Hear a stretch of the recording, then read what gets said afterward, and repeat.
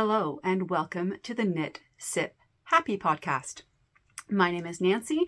I'm coming to you from Moncton, New Brunswick on the east coast of Canada, and I'm in a different location today.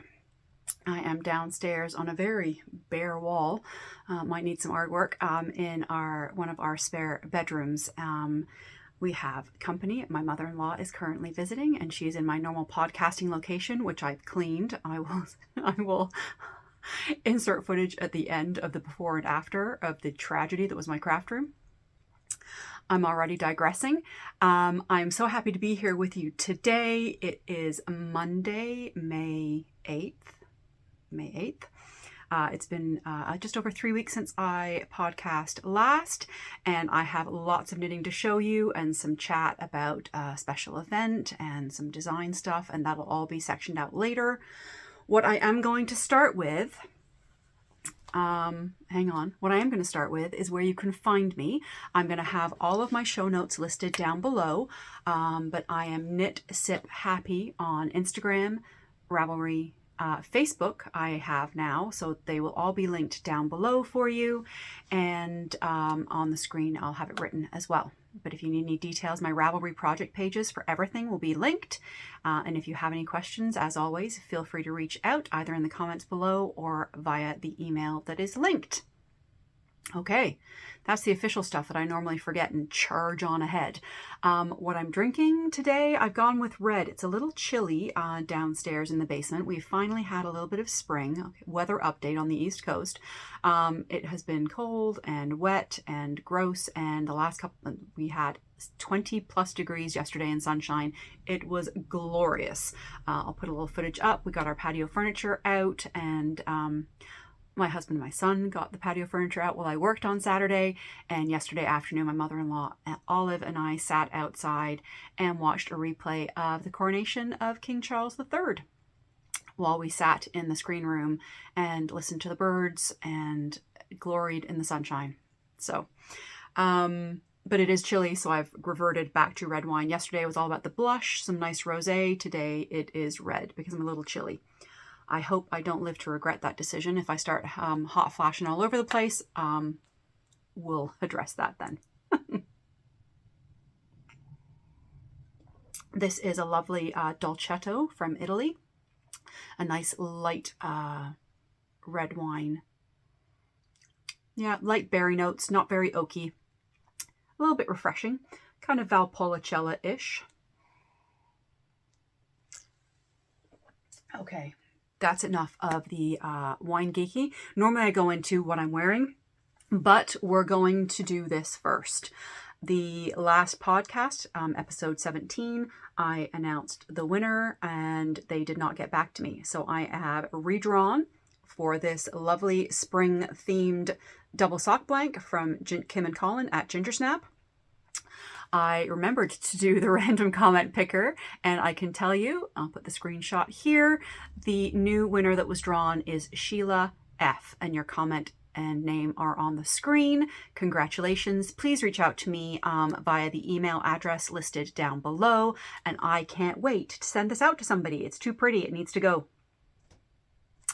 Okay. What I am wearing, I've got a double layered effect today, as I said, because it is a little chilly. I'm just going to stand up and show you the first layer, and then I'm going to take it off because I need to show you the second layer, which is a finished object. Let's see how this is going to work.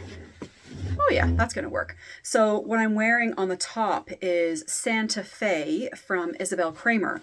This is a DK kind of shrug cardigan. You can wear it either this way with the lace panel on top, or you can wear it with the stockinette on the top. This way it gives you more of a shawl collar. I love this just as a bit of a layering piece in the winter. I wear it quite a lot. It's shawl-ish, but I have sleeves so I don't, drop and droop tail ends in. This was knit in Yarn Indulgences Sugar Plum, and it's a really pretty lace panel. I did a mini knit along with my friend Amanda, sweet skein of mine. She knit hers in tuku wool. I did mine in a softer DK superwash. All right, so this I was talking about in Dream Knitting last time. This is the Tanker Tee. This is a test knit for Annie UT Knits, who will be linked below with my project notes, my project page. If you, long-term viewers, if you have been here since last summer, I attempted to knit a Sunshine Coast in this yarn and got a lot of flashing and pooling. It's happened again, but I've decided I'm just going with it because I really wanted to use this yarn. As you can see, it's super soft and drapey. This is, I'll show you the skein when I sit down. So this is a drop shoulder boxy style t-shirt. It's got the ribbing at the top. You may see some strands. It's my first time wearing it. I might not have clipped all my ends. It's a boat neck with a garter panel and then into stockinette for the body. But it's very clever. There's decreases that run down along the arm to bring that boxy shape in.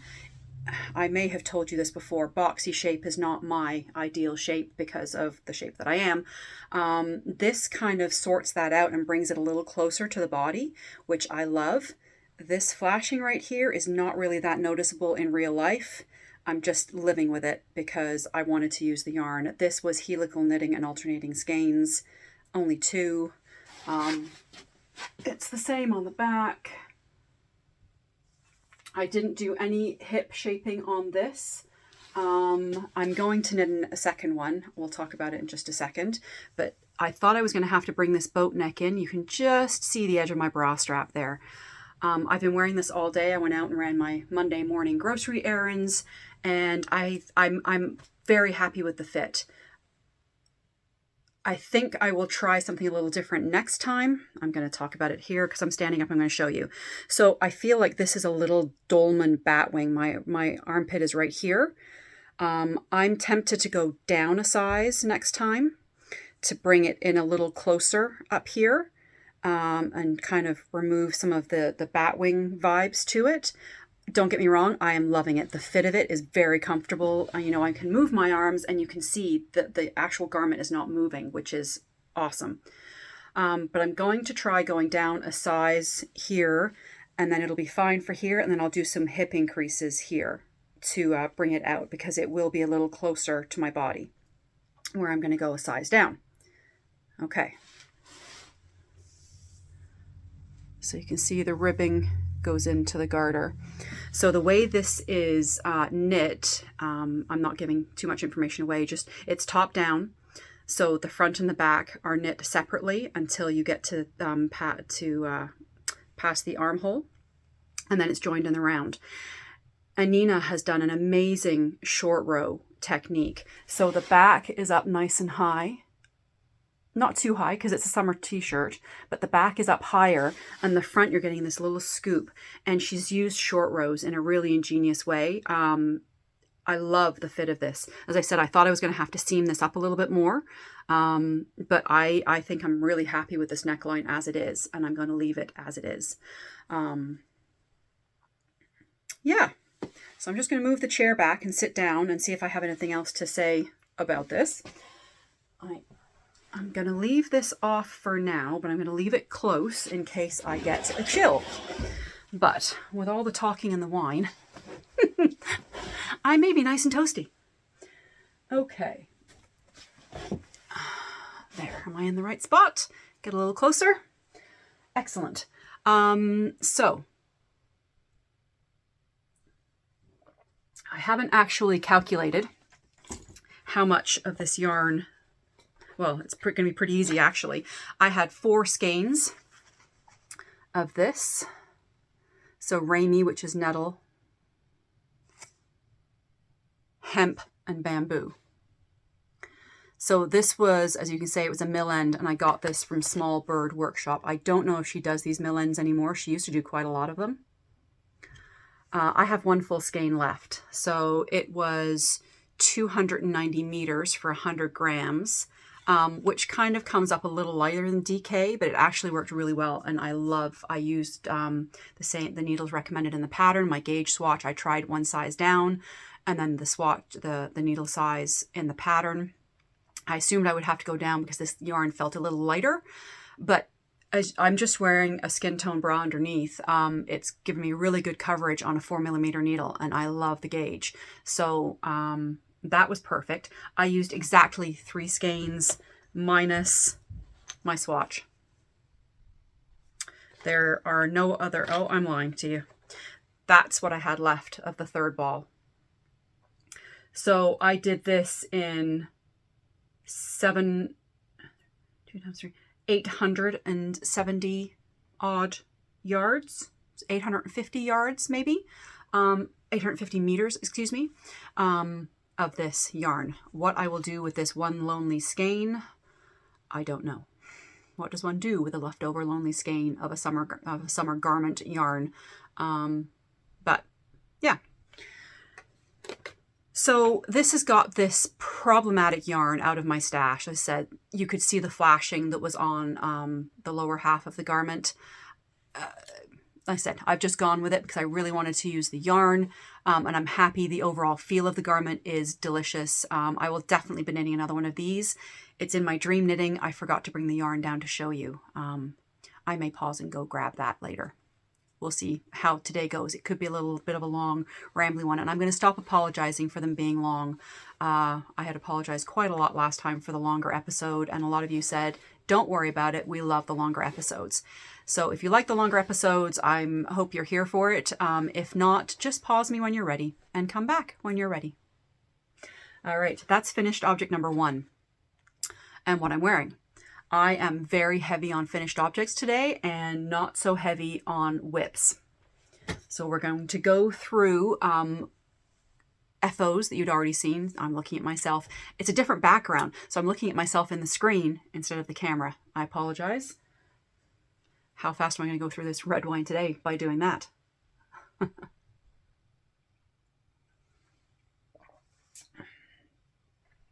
I wanted to thank you all as well before I keep going. I'm going to keep rambling. Thank you all for your lovely comments on the last episodes, because I ended up separating the New York footage into a separate vlog. I loved having chats with you all, and thank you so much for your comments and enjoying the New York footage. I will love having that as a memory in the future. I hadn't told Samantha I'd done it, so I saw her on the weekend, so I told her to make sure she went on YouTube to watch it and relive our vacation. So, okay. Speaking of Samantha, I have 2 finished objects for her. This was almost done last time. I had one completely finished. This was the socks I was working on when we were on our trip in New York. The lighting may be a little bit odd tonight. I'm in a basement today. Sorry, I'm in a basement bedroom. So the color to me looks a little off on that. But I have 2. These were my Let's Go to New York City socks using my Let's Stay Home sock pattern. It's a free download on Ravelry. And I just knit them as little tubes and then cut in afterthought heels afterwards with my little mini gusset, which a lot of you have been asking questions about. I'm still playing with it. So once I've kind of, worn them, well, I'm going to get feedback from Samantha. Once we've worn them and gotten some feedback and some wear on it, we'll talk about it some more. But this is finished object number 1, a cute little pair of shorties.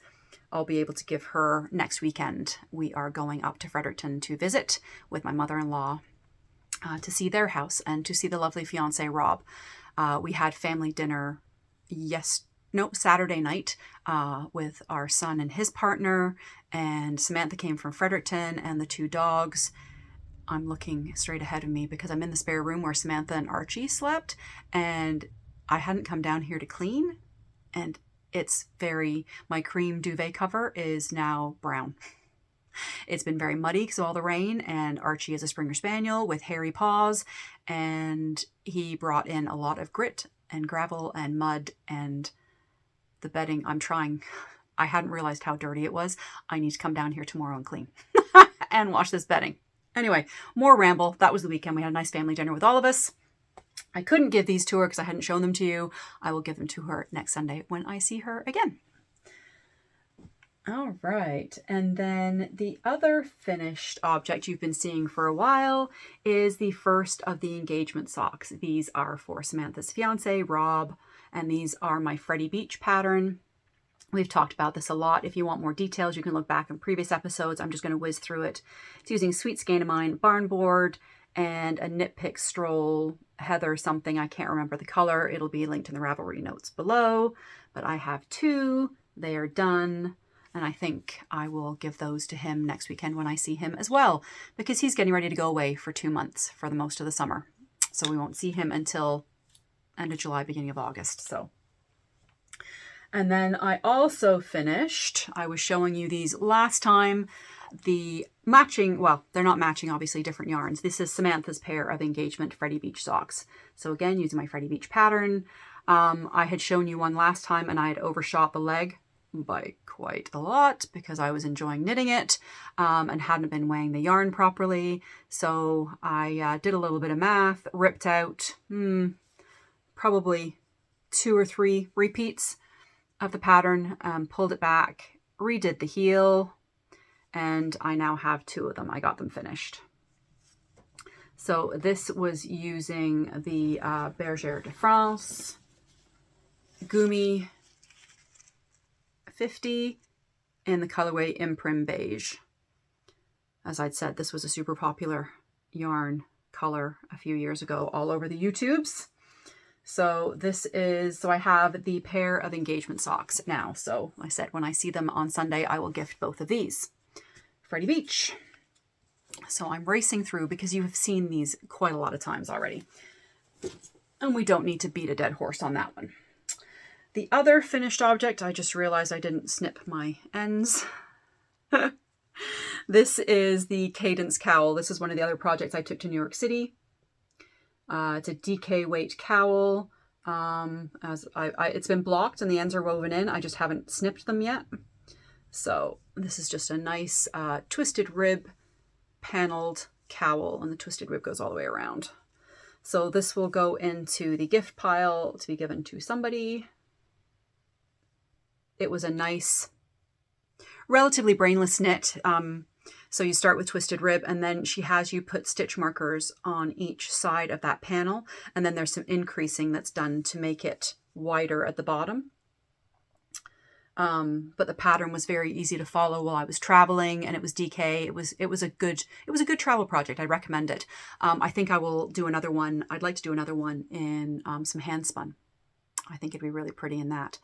The reason I didn't do it in handspun for New York, I think I'd mentioned, is I was running behind on my project planning and I didn't want to take the time to skein up, to cake up a skein. This was already in a cake in my stash. So that is another finished object. I've got one more and it's like the tanker tee. You haven't seen this at all and it's already finished. So I have knit another pair of Tits Up socks, which we're going to pause for just a second because Tits Up socks, I had just released them 3 weeks ago when I came to talk to you last. It was my most successful launch of a pattern, other than the free one, that I've ever had. I was donating all of the proceeds for the first 7 days. It actually was more like 8 because it was such a busy last day. I didn't have time to close it. And I was able to make a donation of $1,100 Canadian to the Canadian Breast Cancer Foundation. And I can't thank you all enough for the purchases and the shares and the comments and the likes and everything you did to help me push that pattern out there a little bit further. So the pattern sales were actually at $960. I had a donation from one of my testers of $25, which was very kind. And then Robin from Close Knit Friends Yarn Shop, who was the organizer of the Fiddlehead, why am I holding my neck? Of the Fiddlehead Fiber Festival, gave me an extra $115 to round out that donation to $1,100. And then I went, I'll send you, put a screenshot here. I went on to the Cancer Foundation to make the donation and they had a matching, a dollar matching campaign going on. So effectively we donated $2,200 to the Canadian Breast Cancer Foundation. And I am thrilled and touched and so grateful, so grateful. Yeah, you guys, the sense of community and the friendships I've made. And sorry, I wasn't expecting that to happen. Excuse me. I am thrilled to have made friendships with so many different people through this craft. Okay, I'm going to move on. This is getting a little too sloppy. Okay, so this is a pair of Tits Up Socks. I wanted to knit these. These are a gift. I'm not going to say for who because they're going to be a surprise gift. I just wanted to knit a pair. So I'm going to show you the yarn that I used. So the main color, oh dear, that was my button. I knit them 2 at a time. So I had my button on each strand, one on the inside, one on the outside, and it just hit the hardwood floor. So this is a yarn from Sweet Skein of mine, the lovely Amanda. This is her 80-10-10 superwash merino cashmere nylon, and the colorway is the, I got that the wrong way, the Haute Heron. So this beautiful main color, and then I went into my stash. It was being housed in my yellow fringe field bag because I have other yarn in there. I was supposed to be knitting a Tits Up sock, and I didn't do that at all. I launched into this. I found this great mini to pick up these salmony pink orangey pops. It's looking a little brighter on screen. It's my lighting. Oh, I know why. I haven't turned on my ring light. Hold on. I don't know if this is going to make it better or worse. Sorry, guys. How professional. Whoop.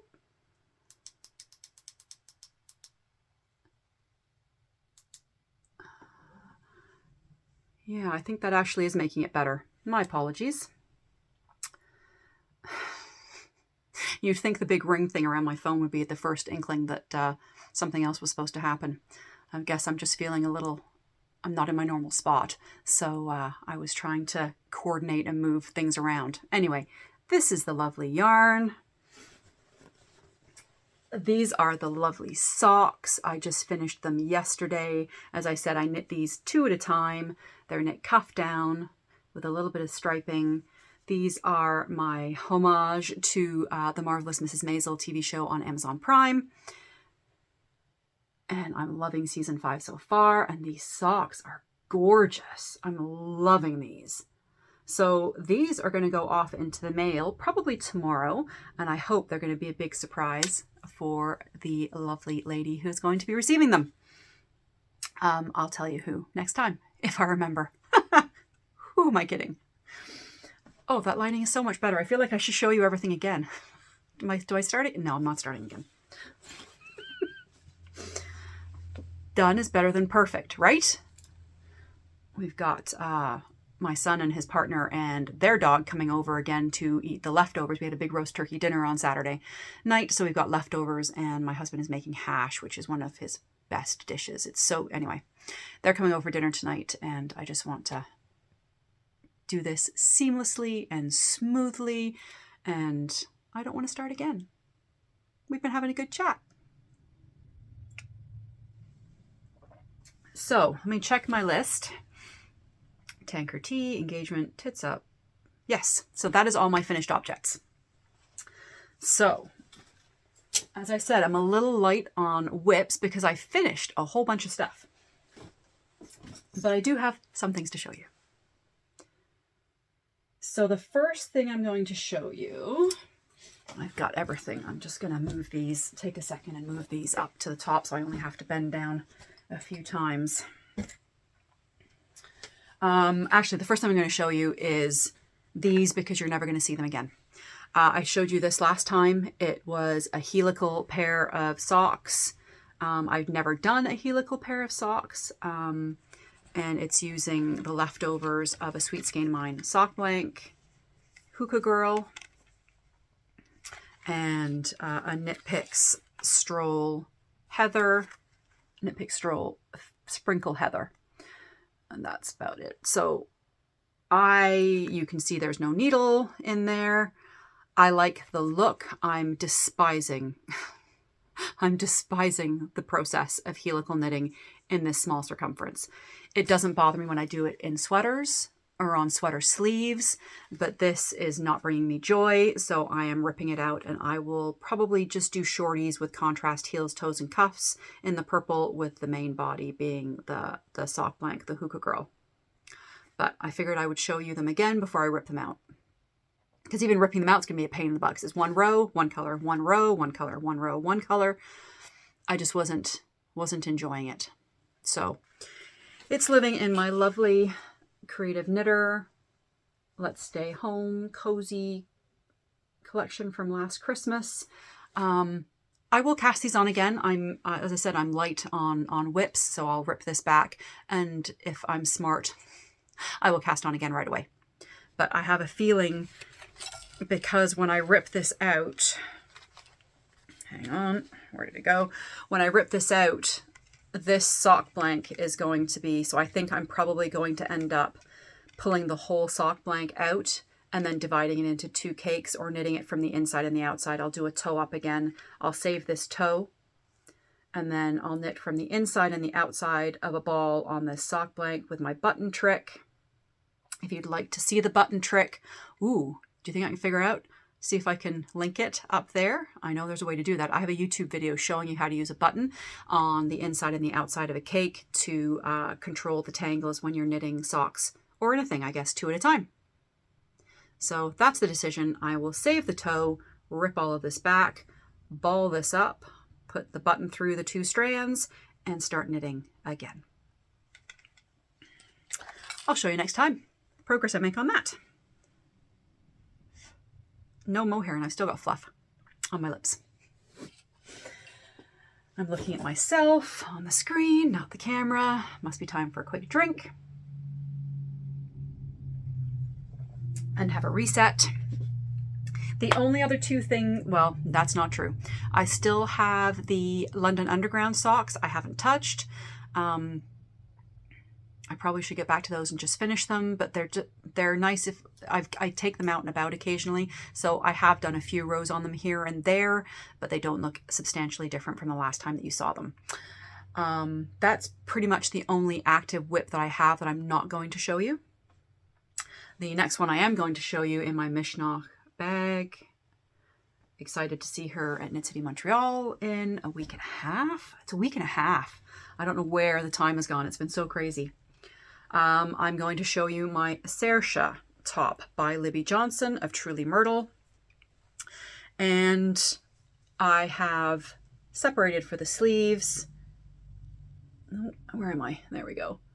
I showed you this last time, and I said that I wanted to get it separated for the sleeves before I went to the Fiddlehead Fiber Festival, April 20th and 21st? 21st, 22nd? 21st, 22nd. And I did. I also I had talked about changing the speed of the raglan increases. I slowed down the raglan increases on the back as I was getting down to the armpits, just to make that back section a little narrower. And I kept the increases going on the front and the sleeves to give me the extra space for my breasts, boobs, chest, that was awkward, and my upper arm area. And then I have been helical knitting this all the way through. I got to the end of one of the skeins on the body and thought I should probably grab the sleeves and get those done. What I should have done is picked up and done the neck trim, because even if I try this on at this point, I'm not going to get a true representation of the sleeve length, body length, and how the fit is. I've got to get this neck band done. And this is what I have left for yarn. This is a full cake. This is not quite a full cake. And I'm going to be fine. It's just I'm helical knitting on these on my sleeves, which doesn't bother me. I don't mind it. Sock? Yuck. Not a fan. So I'll probably just grab an end. It's going to be chaos. Chaos, because the sleeve is inside and outside on this ball, and this one is on the body, and I'll have to use the outside of this one to do the neckband. It's pretty small. It's just a pickup, I think, couple rows and then a bind off, but it will pull that neck it'll pull this neckband in. It isn't quite an open scoop neck, but it is going to pull that in. And I don't think there's any point in trying this on until I've done that. So I kind of got myself into a bit of a pickle. So I have been working on it, and I think my sleeve is pretty much where I'm going to need it. So I'm going to have to suck it up and do this neckband. So that's a goal for maybe tomorrow, maybe Wednesday, before I go back to work on Thursday. So yeah. And this is being knit up in the yarn that was gifted to me by my lovely friend Deborah, who is Yarn Indulgences. Ooh, blowing out. There we are. It is the Z Luxe Silky blend. So it's a merino cashmere silk blend. And this was a custom color she did for me for Christmas called Nancy's Wine. And when the colors are popping up, it's a little bit bright on the screen. It's a little bit darker than that. But the helical knitting is working beautifully. And I may not even need it to helical, to be honest, because there doesn't seem to be anything in the way of pooling and flashing. So I'm very happy with that.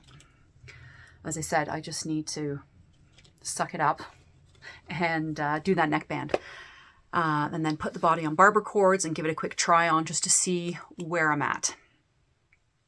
So that's garment number 1. The other thing that I did right after Fiddlehead Fiber Festival, my birthday was April 24th.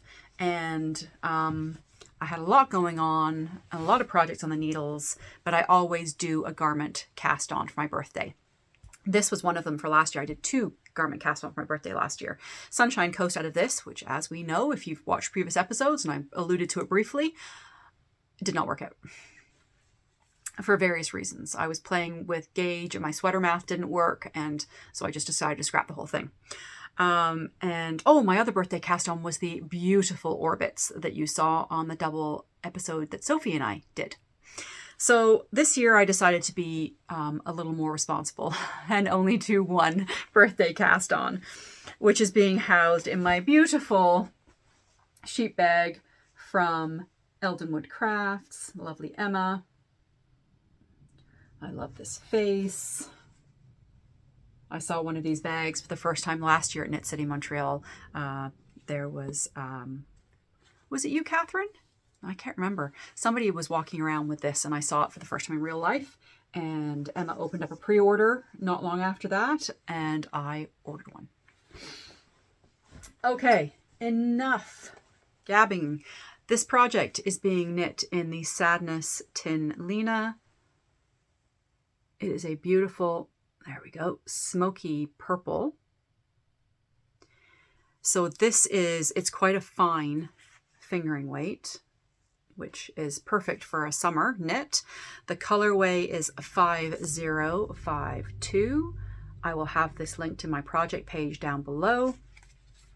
The yardage on this is quite healthy. It's 53% cotton, 33% viscose, 14% linen.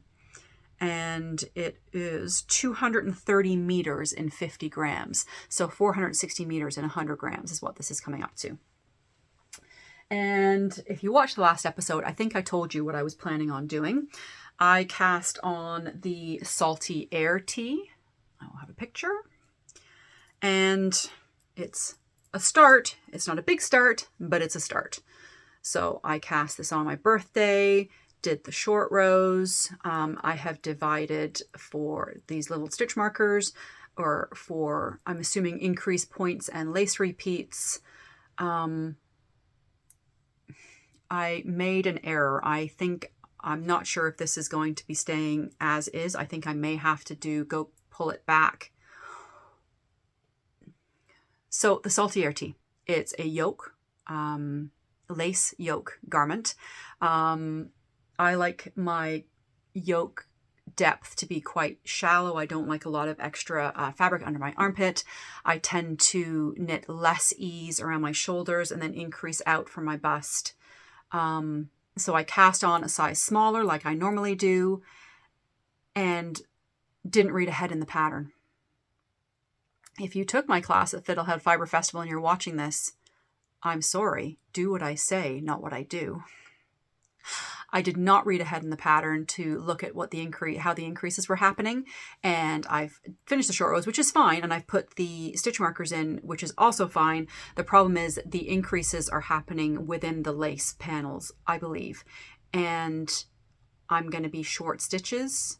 I'm short one full section of stitches because I didn't cast on the right amount. So I need to go back and read through the pattern and figure out if there's any way to salvage this. It's not a big deal.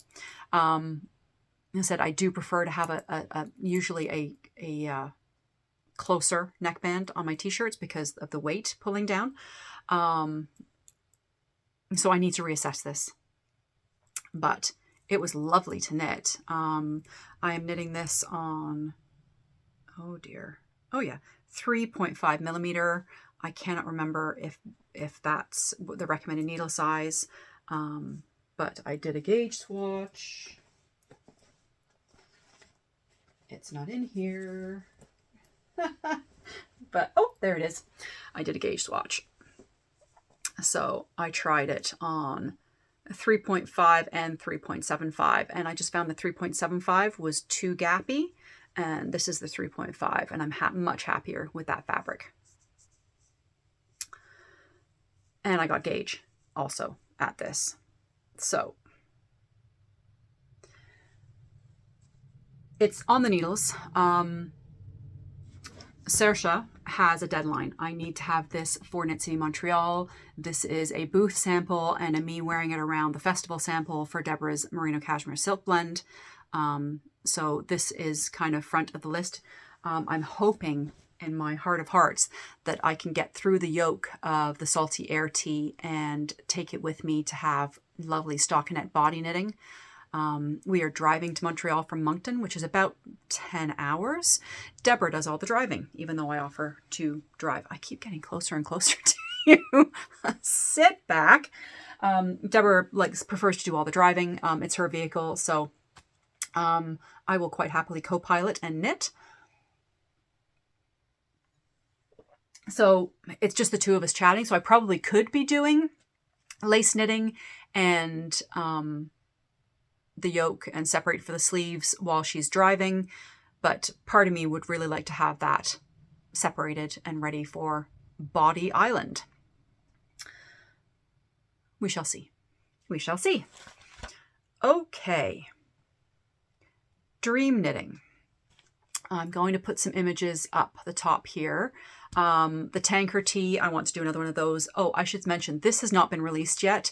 I think Anina's planning on releasing it late in May, perhaps early June. I will link her podcast below. She has a lovely podcast. She is Finnish, but she does an English language knitting podcast. And she has been talking about her tanker tee. She's knitting a smaller version in stripes. And on some of the testers, somebody did color blocked.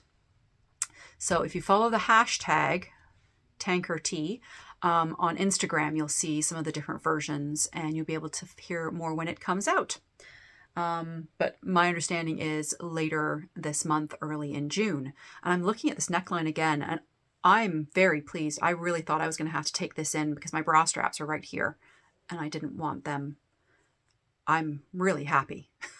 Really happy with that fit. So I would like to do another one of these in a green linen. I showed you before, it's a super fine lace weight linen. I will have to hold it double. I have 1600, if I hold it double, what did I have? 1800. Yeah, that'll work. I have 1800 meters of it. If I hold it double, that gives me 900 meters. That's more than I used for this. So that's plenty of yardage. It's just going to be the not necessarily pleasant knitting experience of holding a 100% linen lace weight yarn double. But I just have to figure out which of my needle sets work the best, something blunt or something sharp for my tip. And I assume I will get used to it as I go. So that's pretty high up on the list. I should stop for a second and mention this is going to be, my tanker tee is going to be, is it my first? Yeah, I think it's my first entry into the Cozy LV Mal. This is being run by the lovely Manon from La Violette Yarn Gift & Co. and Sophie from Cozy Meadow Knits podcast. They are running a summer tea knit along until the first day of summer, June 21st.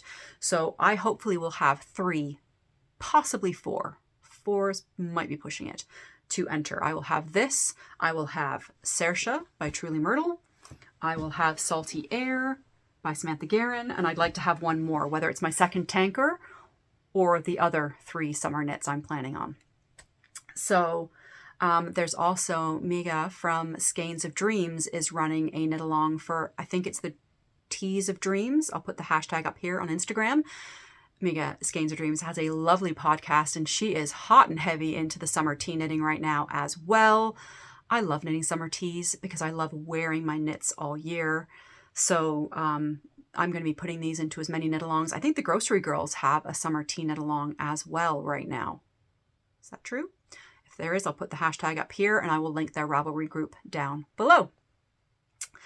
The other thing I'm thinking of knitting pretty quickly, Karina by Isabel Kramer. I'll put the picture here.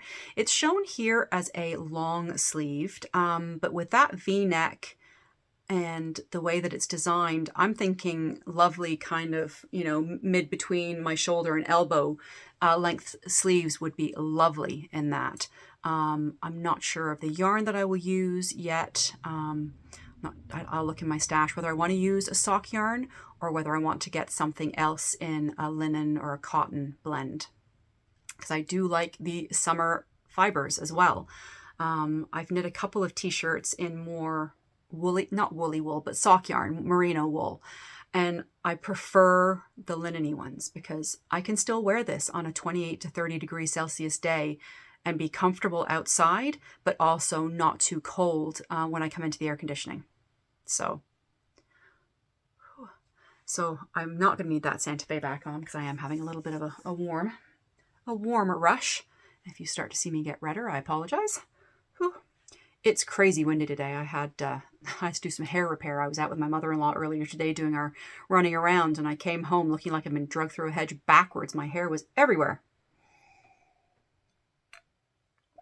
The other 2 that I want to knit, actually, I'm not sure if they would work for a summer tea knit. They're both cardigans, both in fingering weight. The Ochre Cardi by Amba O'Brien with that beautiful lace panel on the bottom. I've never knit this one, and it's been in my library for quite a while.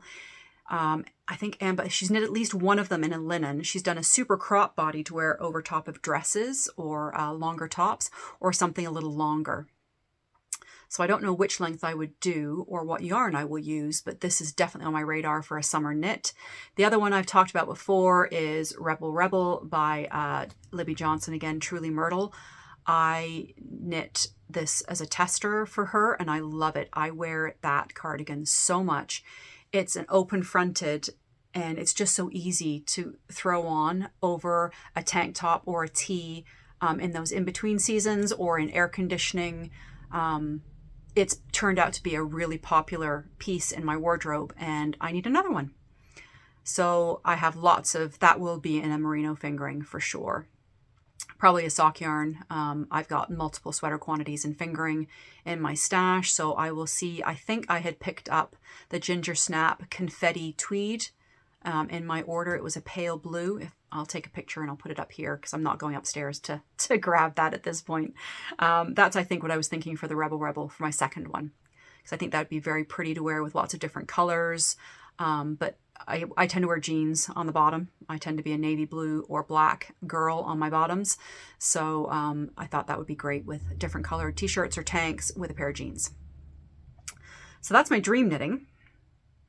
And the other thing I need to mention, oh yes, I had a message from Mary on Ravelry, the Good Fingering bag that I show, and I'd said that Joy in the UK, the Fiber Goddess, had shut down, but she has a different frontage. I wasn't sure, but she is going to be making these bags. So I will have the information on the screen here and linked below. So thank you, Mary, for that information. I really appreciate that. there was a couple of other notes that were on my phone that I was supposed to take off of my phone and put on my written notes, and I did not. So, trying to think what was on there. I'm going to pause 1 second. I'm just going to grab that information, and I will be right back. Okay, so yes, I did have a note about, I had some questions about sweater math, what I meant by that, and if I could explain it a little better. So what I mean by sweater math is when you knit up your swatch and you're supposed to get 20 stitches over 4 inches, so 5 stitches per inch. I'm going to try and keep this math very simple so my brain doesn't blow up on the screen.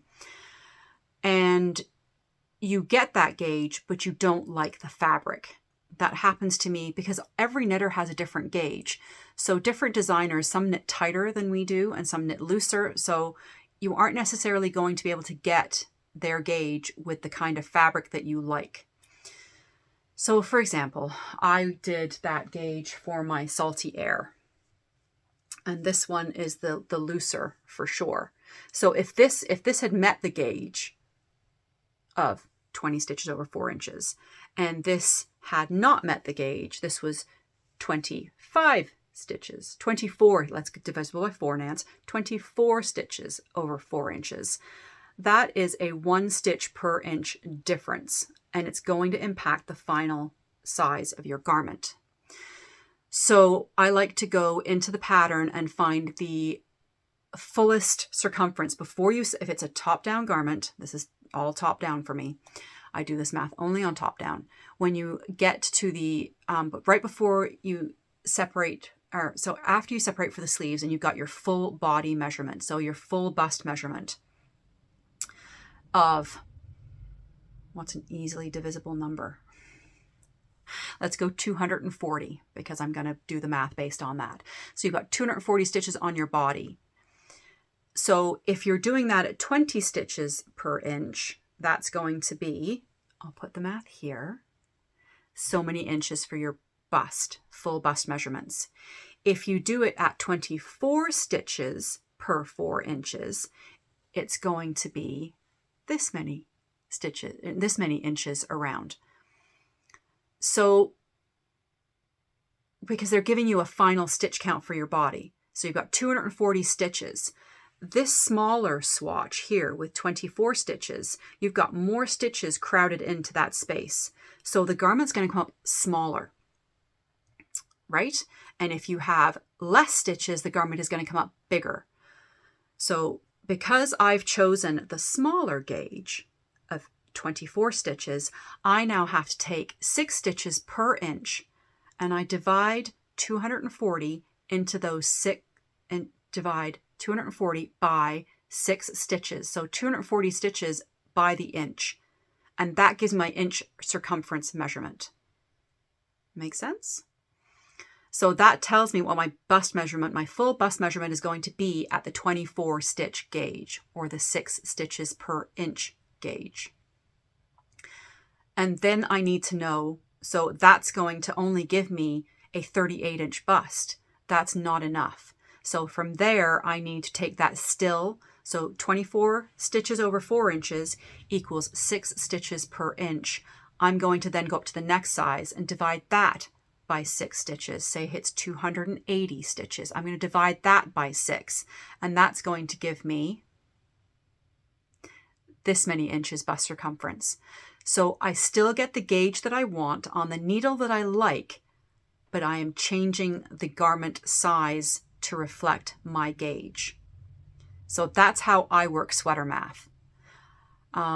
Your gauge, your stitch gauge, your row gauge is a little more flexible because generally designers tell you to knit so many rows, to such a distance. They don't tell you the number of rows.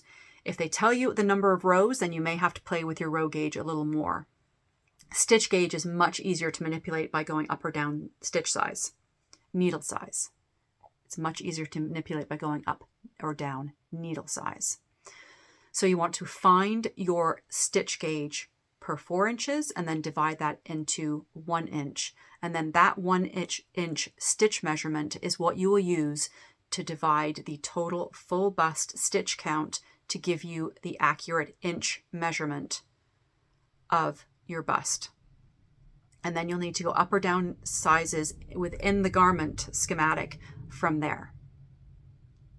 So I hope that helps and was interesting. If anybody has any questions, or if I was unclear or stuttered or stammered, which I know I did and made things confusing, please let me know. We can have a conversation down below, or I can certainly be a little more prepared with numbers. But like I said, I will put the math numbers, put them on the screen as I was doing it to hopefully make it a little more clear. I've got lots of bare space today that I can put notes. All right. The other thing I was asked is how I weave in the ends on my socks. So I'm just going to turn a sock inside out to show you. I use, I will link it, Very Pink Knits, the excellent, amazing tutorials on Very Pink Knits. She had a weaving in ends video tutorial, and you've probably seen it, it's smiles and umbrellas. So when you're looking at your reverse stockinette, you've got stitches that look like smiles. They're the underneath, and the umbrellas are the over top of the stitch. So what I do is, it's so invisible, it's really hard to see. You can see my end there, but you're not going to be able to really see. This is the end I wove them in on, or the side, sorry. So what I'm doing, I started over here. I've gone underneath the smiles, through the two next stitches, and then over the next umbrella. Under the smile, over the umbrella, etc. So I'm going to link that tutorial below because her tutorials are amazing with the overhead camera shots. And if I'm ever looking for a technique, I always go to Very Pink Knits to find out. But weaving in the ends that way, it's invisible on the front, and it's pretty invisible on the back as well. So I will leave that link below. That was another Mary who asked me that question. So I hope that helps, Mary. And I said I will have the link for the tutorial from Very Pink Knits down below. All right. So I have a pretty healthy acquisition section because I was at the Fiddlehead Fiber Festival, and it was 2 days before my birthday. And I also have design chat. So I'm going to start with design chat and then go to acquisitions. So there is some more knitting content coming in the design chat. But if you're not here for that, I totally understand. I will say goodbye. But I've got some great acquisitions and some fun things to show you in design chat as well. So please stay. Design chat. So we already talked, I brought Tits Up. This is the original sample for the Tits Up sock. I have a pair of these in my daughter's size. I'm going to gift them to her. But before I do that, I need to knit another sample sock. I like to just have one sample sock at all times. So that is on my radar as well. I need to knit one Mrs. Maisel Tits Up sock. And then I can gift this pair to my daughter. So, and as I've already expressed my huge gratitude and got a little sloppy and silly about Tits Up, it was just the most amazing experience, and you're all lovely. Thank you. The next thing I'm going to be talking about is I've been working on Knit City designs. I have been thrilled to be asked by 2 different yarn dyers to collaborate with them to design sock patterns to be launched at Knit City Montreal. The first one is from Kim and Colin from Ginger Snap. And this is what is now called Blooming Lovely, but it is one color out of a collection of Blooming Lovely yarns. It's a bag and yarn collection that is launching at Knit City Montreal. This is on the Lush fingering base, 75/25. It's a lovely 2-ply, 463 yards. This is what I had left over from the pair that I knit. I have launched these on Instagram. Kim and I were talking about how best to handle all of this, and she asked me to please go ahead and share. And I am thrilled to do so because it has been a long time. These have been ready for quite a while. So let me just grab a sock blank because I have so many I have so many finished socks down here. I'm awash in sock blanks. Sock blockers. This is the Blooming Lovely sock. So that's blowing out a little bit. I'll pull it. There you go. That's the color right there. So this is a top-down sock with a beautiful floral motif pattern running down the front and a little bit of broken rib down the side, just to give it a little sucky inness. Lace socks can be hit or miss for me because I find they stretch out quite a lot. So by adding in this broken rib panel down the side, it's pulling it in and making the fit a little bit better. So we've got that panel down the side, and it runs down the side of a skinny one, runs down the side of the foot. And then I'm just going to take it off the blocker to show you the front. Actually, I have the other sock in my lap. I didn't need to do that. So the front of the sock looks like this, with this beautiful floral motif pattern. And I'll put a picture here. The fabric that Kim has used to make the bags, it's got the same style, little cute shaped flower motif in the fabric. So it has worked out so beautifully. I'm thrilled with this. So the front panel has these floral motifs, and that's the color of the yarn now that it's not blowing out. And it runs down the front of the foot all the way to my rounded toe. The back of the leg just has a single flower motif running down there, just to have a little fun down the back of the leg. And you can see either side of that broken rib panel there.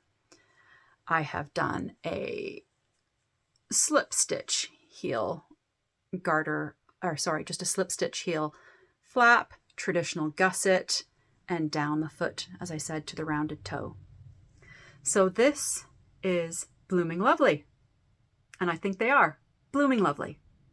So this yarn is going to be available at Knit City Montreal the weekend of May 20th and 21st.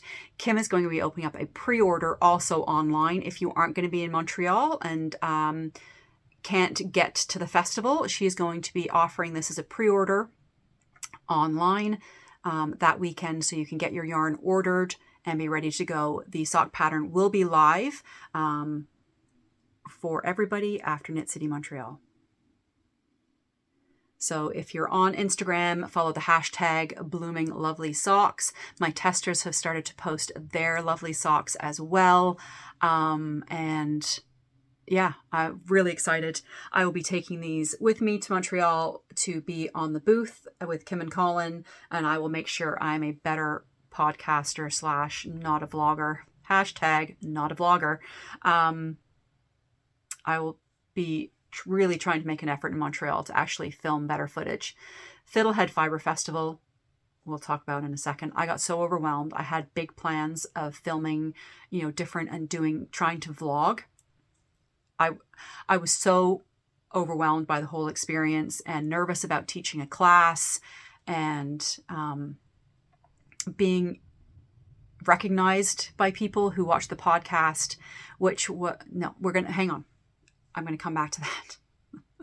Blooming Lovely Socks, coming to you at Knit City Montreal, May 20th and 21st, and coming to Ravelry, Love Crafts, and soon a website. I will be able to sell my patterns on my website, which will be happening soon as well.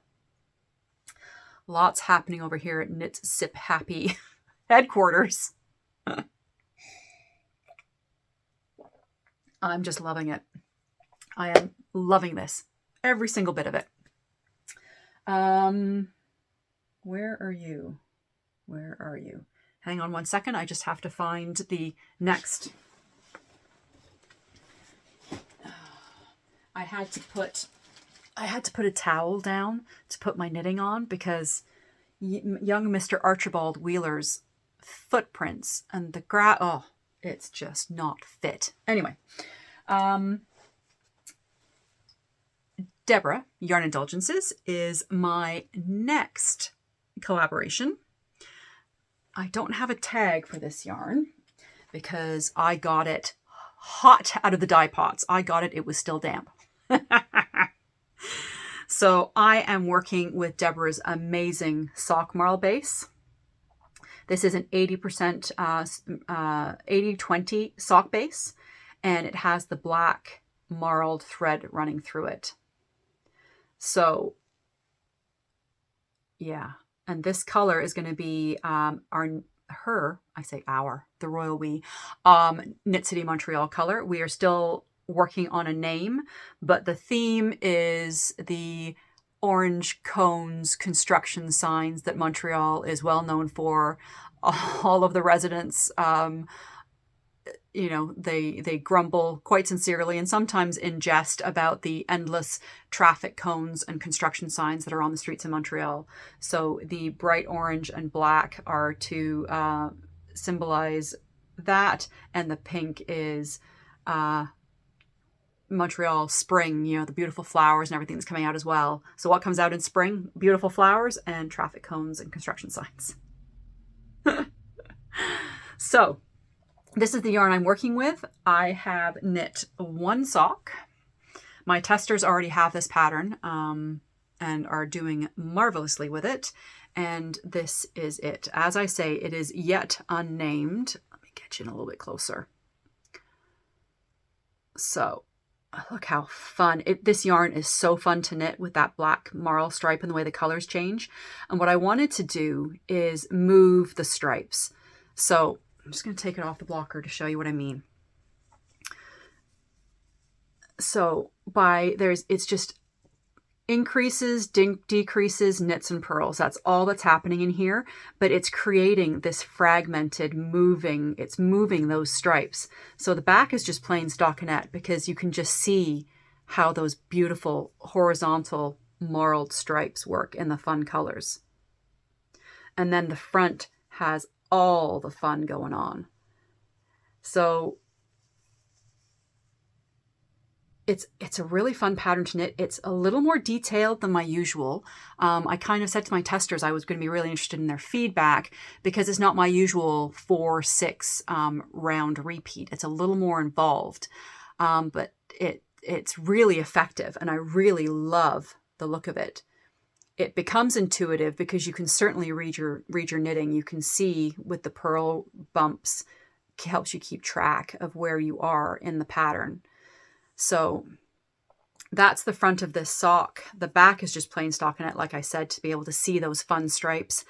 I've done a garter edged panel again to play with those purl stitches, slip stitch heel, short row, turn, traditional gusset down the front with my rounded toe that I always do. So I have one of these knit, and I need to get the second one knit before Montreal and get it blocked. This will be on the booth at Knit City Montreal with Yarn Indulgences. I will also be on the booth most of the weekend with Deborah, Yarn Indulgences. I am her booth babe for the weekend. And this pattern will be available for free when you buy any skein of the Sock Marl that weekend. So that is all I'm going to talk about for design chat right now. I sent off quite a few designs to publications. None of them got chosen, unfortunately. It's fine. I now have a whole bunch of patterns that are swatched and sketched and ready to go that I am going to be casting a new one on, probably for Knit City Montreal. I'm pretty sure I know which one I'm going with first. I picked up some beautiful yarn in my acquisitions, and I'll show you that in just a second. So that's it for design chat right now. More socks will be coming at you for Montreal, and then I will be looking to have another release in June. That release in June will be a charity release. These ones that I do with collaborations and for specific events, they are not charity events. So they will be, as I said, the pattern for Yarn Indulgences is free.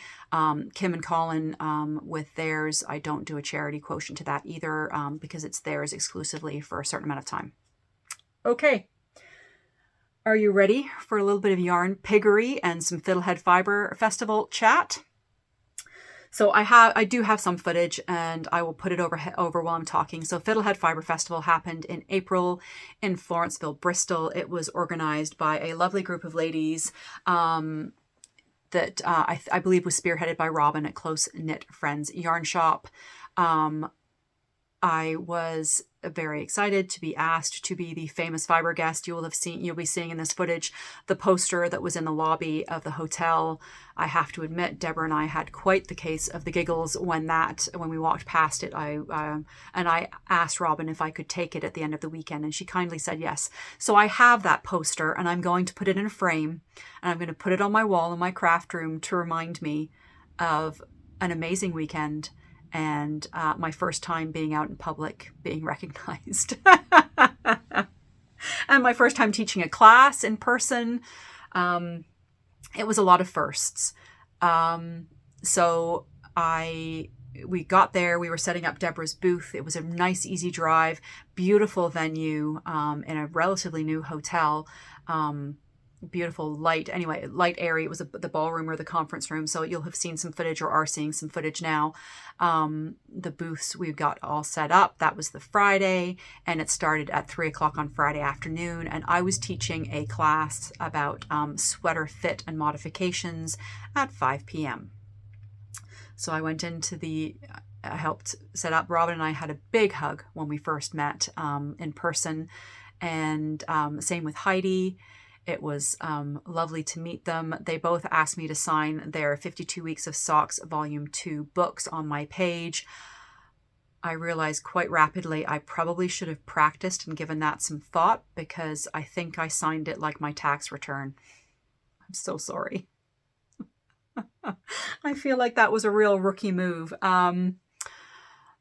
If that ever happens again, I will be better, I promise. But and it sounds really cringy, but I am going to practice a signature of some sort before I go to Montreal, because if anybody asks me there to sign their book, I'm not expecting it, but if anybody does ask me to sign their book, I'd like it not to look like I've just, put my signature on 45 mortgage documents. It was terrible. Things you don't think you're going to need to know how to do. As an introverted, socially awkward knitter who prefers to be on her own most of the time. So it was lovely. It was lovely to see people. I taught my class at 5:00. We had some friends from around the province coming. So Sophie from Cozy Meadow Knits and Manon from La Violette Yarn Gift Co. came. Leanne Duguay, Heather Johnston from the Wheelhouse Knits, and Christy Stitches. I'll have linked Instagrams and whatnot, whatever they have for sharing. Heather, the Wheelhouse Knits, has a great knitting podcast. You should go check it out for lots of great content. She's a prolific knitter and has a great sense of humor. And anyway, love your podcast, Heather. So they came, and Heather and Leanne and Christy were actually in my class, which I it was nice to have familiar faces there, but it did feel for me a little awkward. I've just realized you can see my mirror when I did my reset up. We're going to go with it. Sorry. I drank wine through the whole thing. Because that's kind of what I'm known for. I am the knit sip happy for a reason. I knit, I sip, and they both make me happy.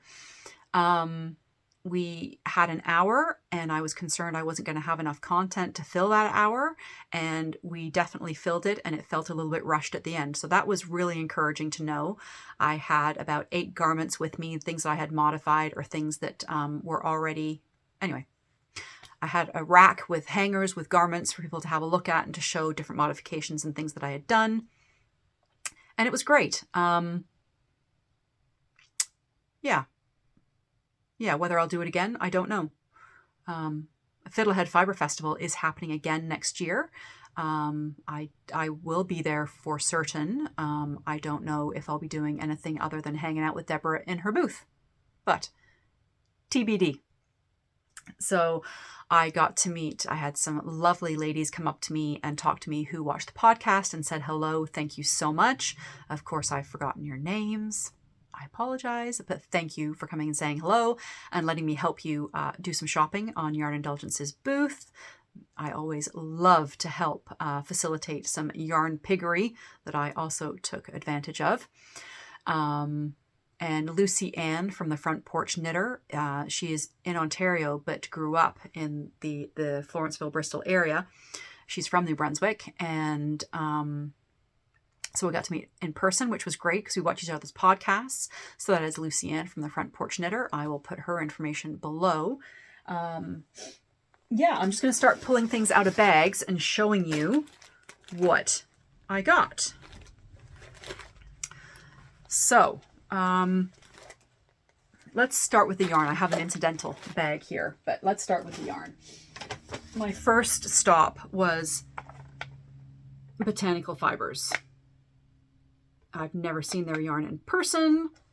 I might have at yarn stores. Anyway, I've never shopped their yarn in person, and I was really excited to do that because I knew that there was a new sock base I wanted to try. So this is Sensible Sock, and it's using 20% recycled nylon with 80% merino. So, yeah, and this colorway is beautiful. It's showing up. It might be a little bit cooler. Showing up a little bit grapey on the screen. That's a little more like it. This colorway is Amethyst. We're just going to blow the color out so you can see the yarn.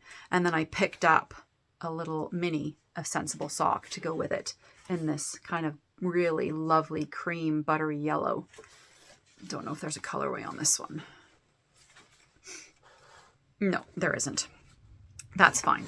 So I kind of made my own sock set. So this is going to be the cast on for my next design. Yeah, I'm going to wind this up, and after I've done all my obligation Knit City Montreal knitting, this is getting caked up, and I'm going to start working on the next sample for my next pattern. Exciting. They had a discount bin that, I thought I'd have a riffle through and see. And I picked up, I love a double sock blank, and they can be hard to find. That's more like it. So this is actually called a pale mauve, gradient. So I'm just going to show you what it looks like.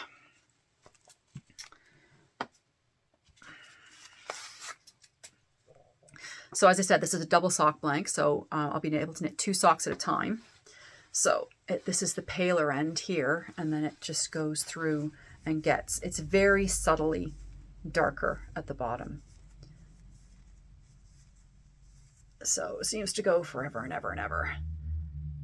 So like I said, as you know, I love a double sock blank. So yeah, there you can go. You can see the difference from the top to the bottom. So, yeah, can never say no. Whenever I see double sock blanks, I tend to pick them up because I don't see them very often. So I'm assuming that'll be a pair of socks, but it's a lovely, delicate color. I'm kind of thinking what else I could do with it. It could be, I could separate out the strands and do an end-to-end, a dark to light to light to dark cowl, or I was about to say a shawl, but I don't do a lot of shawls. It could be color work in something in a yoke. I don't know. But as I said, sock blanks have to happen. And then the other thing I picked up in the sale bin are these BFL 150 skeins. I'm just going to let it blow out and see. There we go. So it's 100% superwash, a British blue-faced Leicester. And that is, the yardage on it was huge. It's 600 meters. So I picked up these 2. They are slightly different tones of yellow. It's showing up a little more noticeable on the screen. So this is 1,200 meters of this BFL, and I'm not sure whether it's going into a garment for sure. Do I color block it? Do I start with the light? Do I, just stripe it and fade it in? Yeah, there's options. There's options, but I couldn't leave them behind. these skeins were both, they were $25 each. What? For 100% BFL. So I got a 1200 meters, right? Yeah, I got a 1200 meter sweater quantity in my size of indie dyed yarn for $50. And said it doesn't look, it looks less different. It's more like that. They are a little bit different, but they're not as different as it's showing when I do that. So that was what I got from the lovely ladies at Botanical Fibers. Just trying to find places to put this down that's not covered in dog hair. And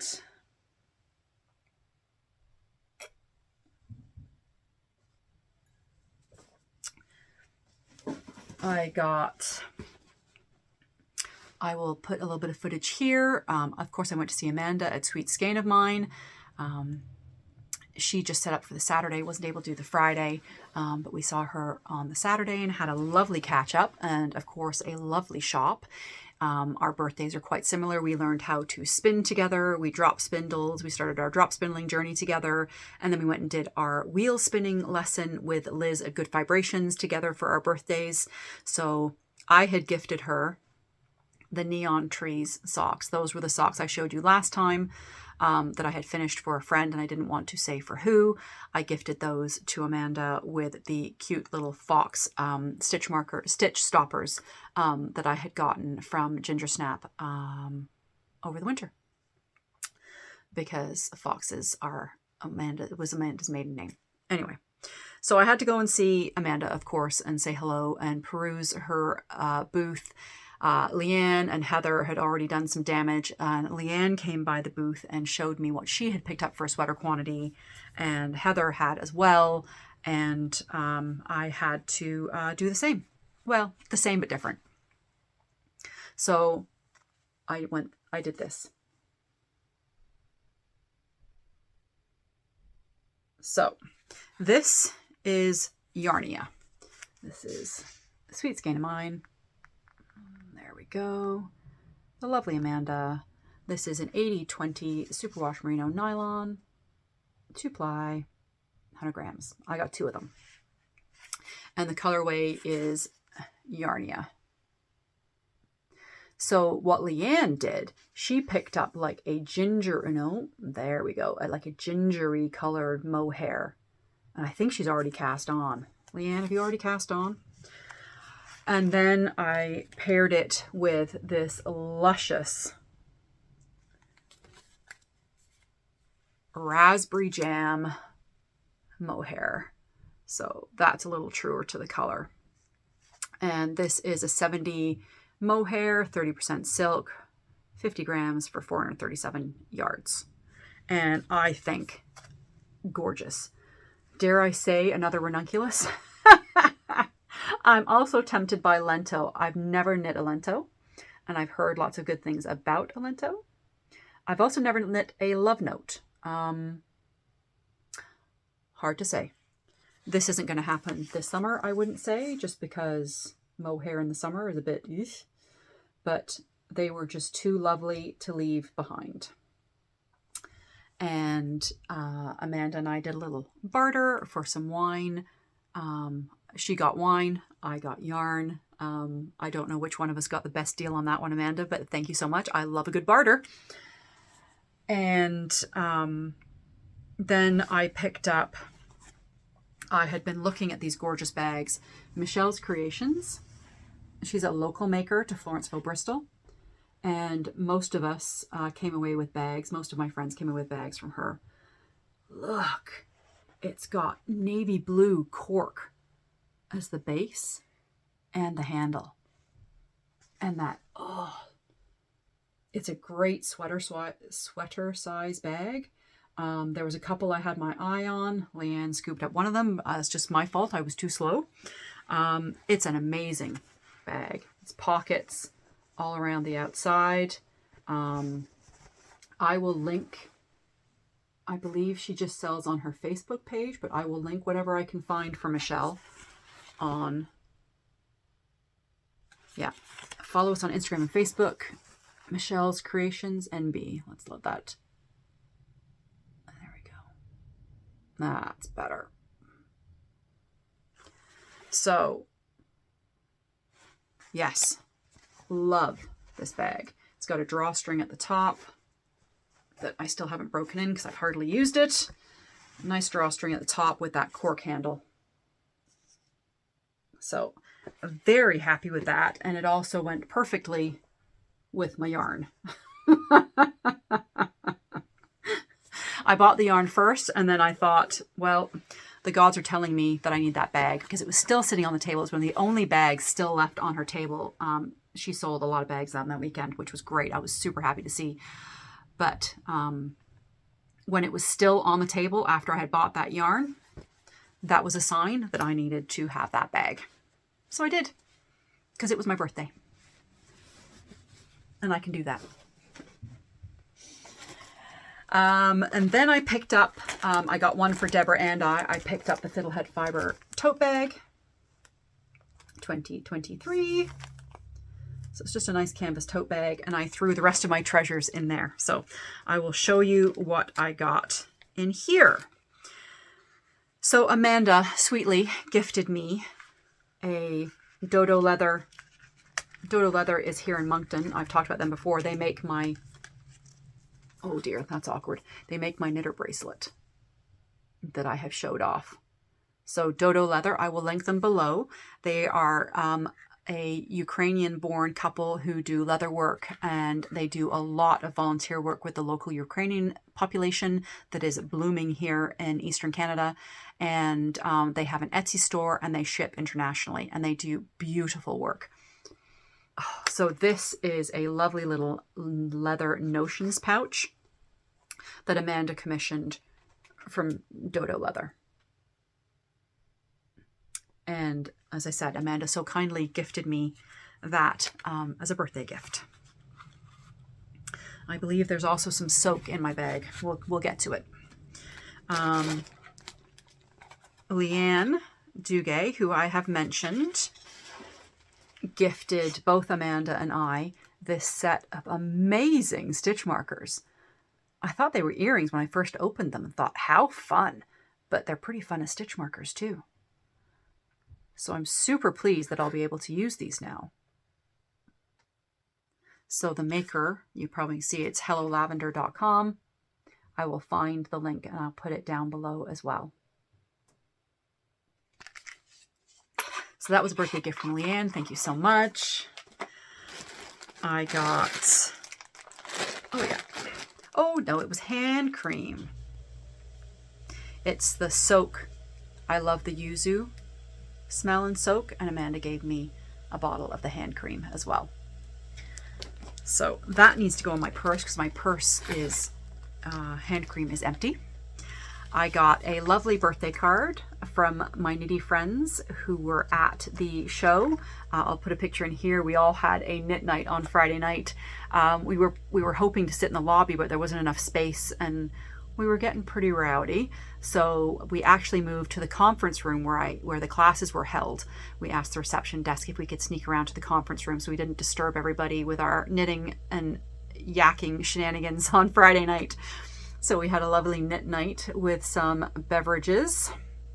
So I was gifted this card. Everybody signed it, and a little pin there as well. So that needs to go on my Ho-Hi Hobo bag where all of my pins go. And Lucianne. Oh no, everything just fell out of the bag. Shoot. Hang on.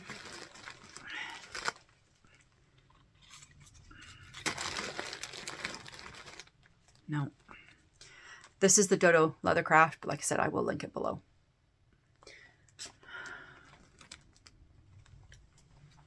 Lucy from the Front Porch Knitter. Let's see if I can do this without any glare. Lucianne, Front Porch Knitter, gifted people these little bags with a pin, some fun stickers,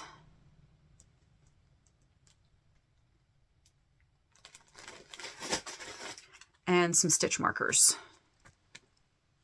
or a progress keeper, a little floral progress keeper.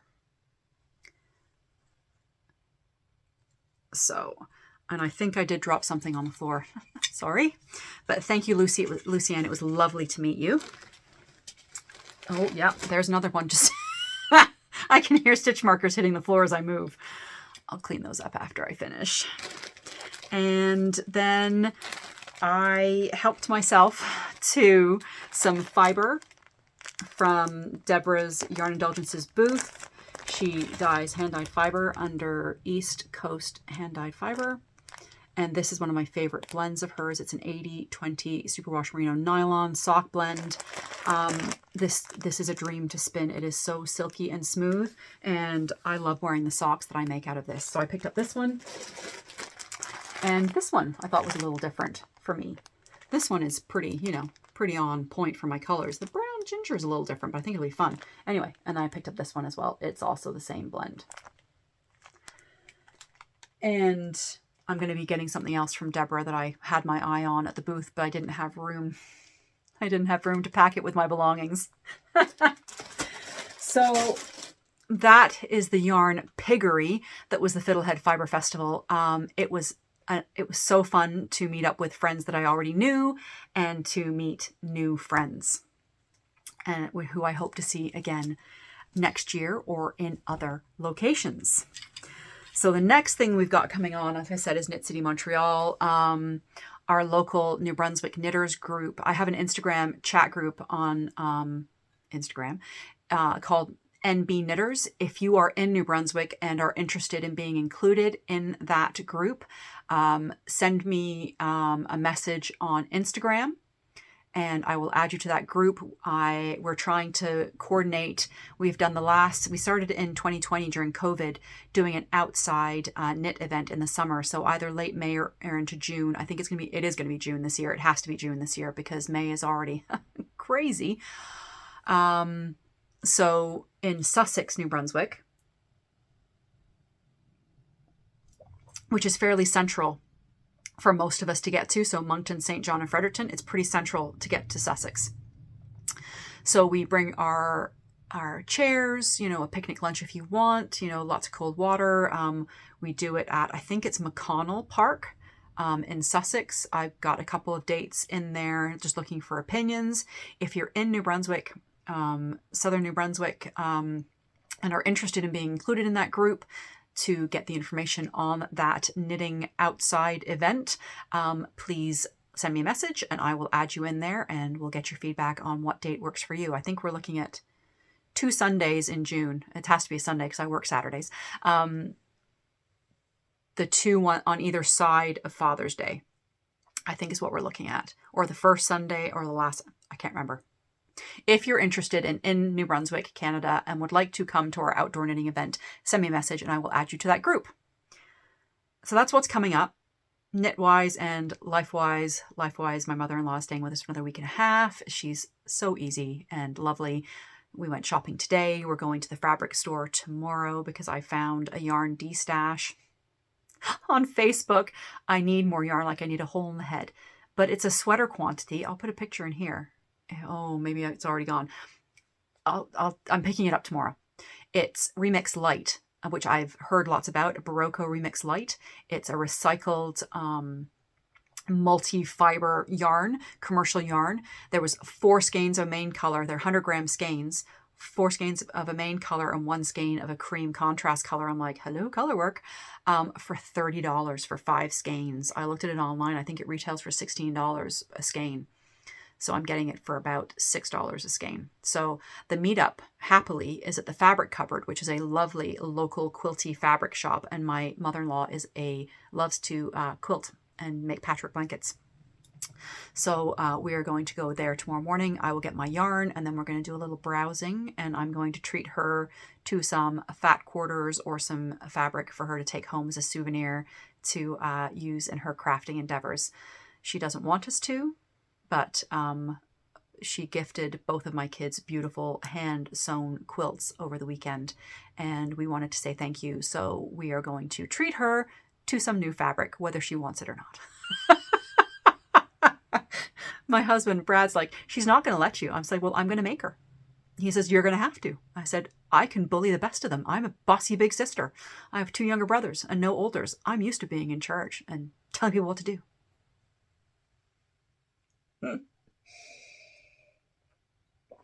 Okay, my friends. I have no idea how long this was, and I'm not going to apologize for the length of it. It is the length that it is. The only thing I'm going to add on to the end of this, I do believe, the only extra footage that I haven't shown you yet, is the before and after of my craft room. No judgments on the before, because it was pretty horrific, and I own that. It's a spare room that nobody normally goes into to sleep, because we have a full guest room downstairs, but that bedroom upstairs was more convenient for my mother-in-law. So I had to tackle it. So it took me the morning, and it went okay until I moved a basket, thankfully that was separated from the rest of my skein, and a moth flew out. I grabbed that basket and threw it out the door. It had some caked up DK yarn, scraps of DK. It was just kind of a dumping ground for DK, and it was sitting away from my main stash. So then the cleaning and tidying of my craft room involved pulling out and shaking and looking at and inspecting most of my skeins of yarn. I didn't do all of them. Once my main skein, that big Cowlax wall unit that you'll see, I didn't find any there at all. I found no hint of anything. So I do have lavender and smelly soaps and things like that sprinkled in there. I didn't in that secondary area where that DK yarn was. So I have since gone ahead online and bought those sticky moth. Well, I also had sticky moth traps in there, and they didn't have any in. So I went and bought more of the sticky cloth moth traps to put up in the room, and some cedar that I can sprinkle more liberally through my stash. So 2 baskets of yarn have gone into a garbage bag, into my husband's garage, until I can deal with them and inspect them. I just wanted to get them out of the room, and I didn't have time or the ability to be outside because it was pouring with rain. I didn't want to have it in the house at all. Anyway, so that was the heart-pounding traumatic experience of cleaning up my craft room, but it's a good thing I did, because I don't know how far they would have moved into my stash otherwise. I'm thankful it was just that little bit of DK. Fingers crossed, knocking on wood, that's all it is. So there will be, wow, that was rambly. There's going to be a little video at the end of before and after of my craft room. I will say goodbye. I will say thank you so much for being here. If you have not subscribed yet, please like and subscribe the video. I'm getting kind of close to 3,000, and that would be kind of cool. If you are not on a TV and would like to leave me a comment, or have any questions, or have any comments, please feel free to do that as well. I love having little chats with you, but I'm going to leave you and say goodbye, and happy knitting, happy sipping, and I will see you after Knit City Montreal, where they will, I'm sorry to say, be more yarn piggery, because I have my eye on some things while I'm there. No shame. It's our hobby and we love it. Happy knitting, my friends. Cheers. Okay, no judgment, people. This is my craft room as it stands now. My mother-in-law arrives in 2 days, and this is going to be her bedroom. There's no chest of drawers in here, no drawer unit, so I have to clear out the closet so that she can put her belongings in there, and obviously sleep in this bed. So I'm not taking out my yarn and my yarn cubes. I just need to clear the desk, clear the closet, clear the floor. So I will show you an after. Okay, so here we are. After a few hours of hard work, the disaster that was my craft room is now an appropriate guest room for my mother-in-law.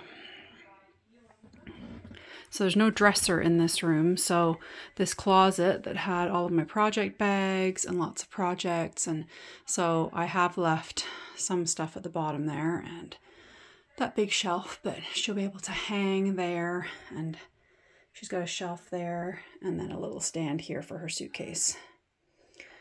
So yeah, I am very pleased. It's amazing how big this room looks when the floor is actually clear. Well, except for that.